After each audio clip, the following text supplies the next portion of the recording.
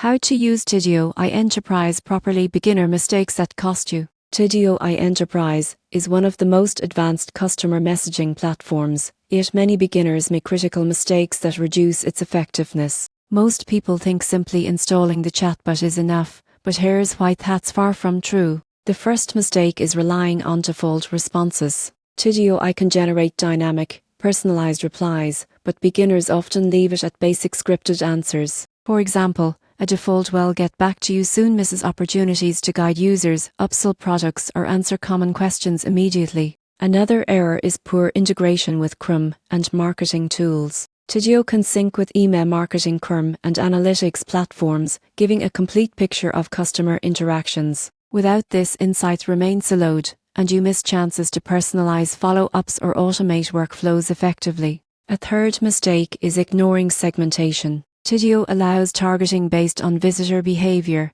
location, or purchase history.